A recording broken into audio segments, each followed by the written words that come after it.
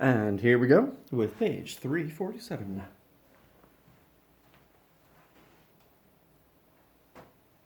Number 2. We're looking for we're given PQ is 24. Let's mark that here.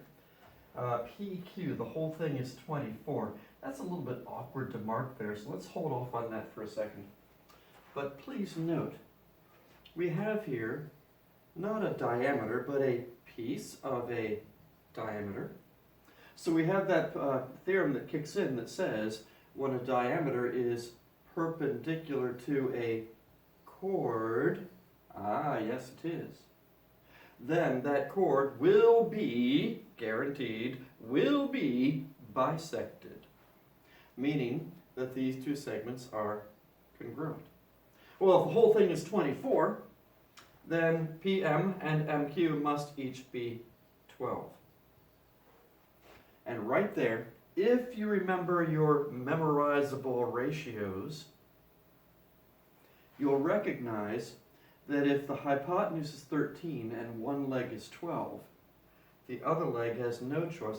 Because it's a right triangle, the other leg has no choice but to be 5. That's all there was to that. Suppose that wasn't so obvious to you. Well, you just do a squared plus b squared equals c squared.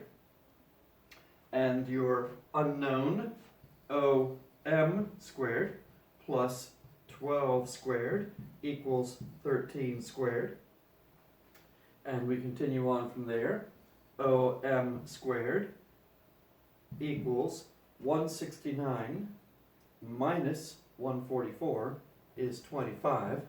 So if OM squared is 25, then OM must be 5. Done. Not too bad. Especially not bad if you recognize the 5, 12, 13 ratio. Number 4.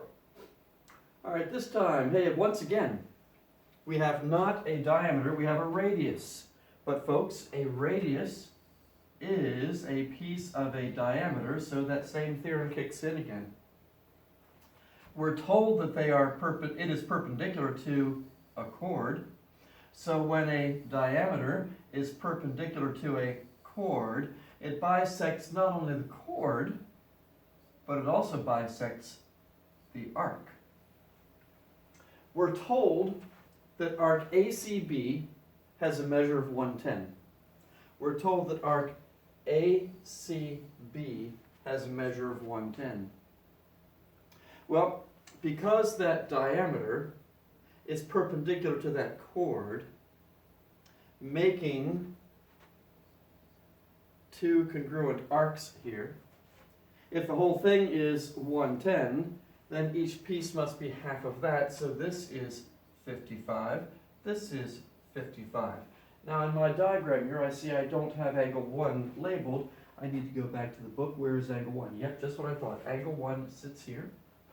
So by definition, the central angle measure will be equal to the arc measure. Arc 55, angle 55. No problem. Next. All right, for this guy. We have here obviously a right angle. That means that it's 90 degrees. That means that this arc is also 90 degrees. But we're told that these two chords are congruent. They didn't tell us the arcs were congruent. They told us the chords were congruent. Aha, but yes, we have that theorem that says if the chords are congruent, then the arcs of those chords are congruent. So these two arcs must each be half of 90. They are 45. So arc CD must be 45 degrees. And we move on. Excuse me. Okay, number 8. What's up with this? Okay, we're told that OM and ON are both 7. You know, the curious thing about this is they didn't even have to tell us they were 7. All we need to know is that OM and ON are equal. Let's mark it. OM and ON are equal. Well, now we have that theorem that says if two chords are equidistant to the center, then those two chords must be congruent. Now what else are we told? We're told that CM is 6. CM, this little guy here, is 6. Aha, but yes, we also have that theorem that says when a diameter or a piece of a diameter is perpendicular to a chord, it bisects the chord. So if CM is 6, but it's been bisected, then the whole thing, DC, must be 12. But wait just a moment. If this chord is 12, then this chord must be 12. Why is that? Because again, they are equidistant to the center. They must be congruent. So if this guy is 6 plus 6, this guy must be 6 plus 6, otherwise known as 12. And we're looking for the measure of EF, so it is 12.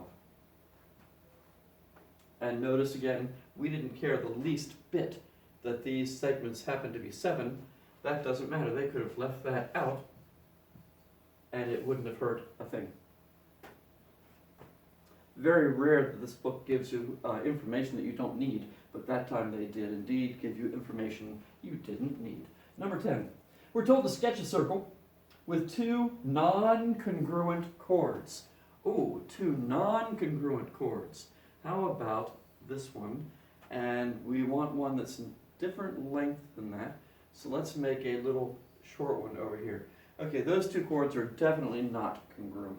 This guy is almost twice as long as that guy. All right, so we followed the instructions so far. Is the longer chord farther from the center or closer to the center? Ooh, is the longer chord farther or closer to the center than this one? Well, the longer chord is closer to the center. That settles that. There's an implication there, by the way. The closer you get to the center, the longer the chord, until you actually go through the center, at which point you have the longest possible chord, which is known as a diameter. There's no longer chord than the diameter. And yes, a diameter is a special kind of chord. A diameter is just a chord that goes through the center. So the longest chord must be the diameter. Let's see. Number 12, and the last one, right? Yep, that's it. Number 12. What are we doing here? I'll have to read the instructions. I don't remember what we're doing. Number 12 says, sketch a circle Q. All right, we've done that. With chord RS, okay, there's chord RS, that is 16 centimeters long, okay, and 2 centimeters from Q. Distance from a point to a segment has to be perpendicular, so that little guy is 2. I'll bet they're going to ask us for the radius. I don't remember. I haven't seen this since last year.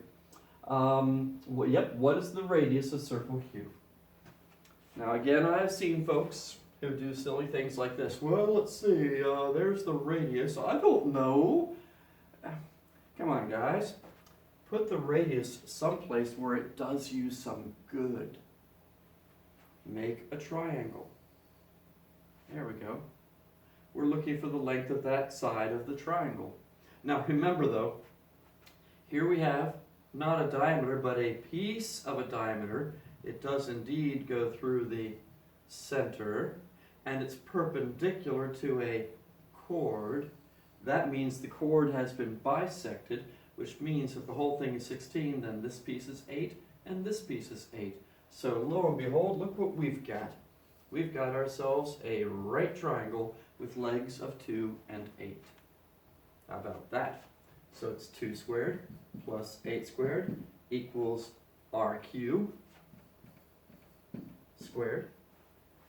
We have 4 plus 64 plus 64 is RQ squared. We have 68 is RQ squared. Therefore, what's RQ? Don't stop there. It's RQ squared. We don't want RQ squared, we want RQ. We want the radius. We don't want the radius squared. So we have the square root of 68. And let's see. We can take something out of 68. In fact, we can take out a, no, we can take out a 4. If we take out a 4, that's going to be 34, yeah, 17 times 4, right? Pop out the 4, ba-ching! It turns into a 2 on the outside. If we simplify, we have 2 square root of 17. On the Chapter 8 test, I gave bonus points to folks who successfully simplified radicals. So I don't require that your radicals be simplified. Now, next year, whether for you that may mean pre-calculus or algebra 2, next year, simplifying radicals is expected. It is required. But for right now, we'll let it be optional. You can stop right there, full credit on the test. Oh, by the way, something I'm not sure I ever mentioned. If on one of my tests this year, if you take something like square root of 68 and you attempt to simplify it and bungle it, maybe instead of a 4 you forget to change it and you instead of the 2, suppose you put a 4 there. As long as you have this on your paper, you still get full credit. Even if you messed up on simplifying, you'll still get full credit if you said square root of 68. Hey, that means we're done, doesn't it? Yep, we're done. It's over. Okay, so we have another section, which will be in the next video, section 9.5 coming up next, and if I'm not mistaken, not coming up just next, but coming up last. Yep, the year is almost over. Congratulations. See you then.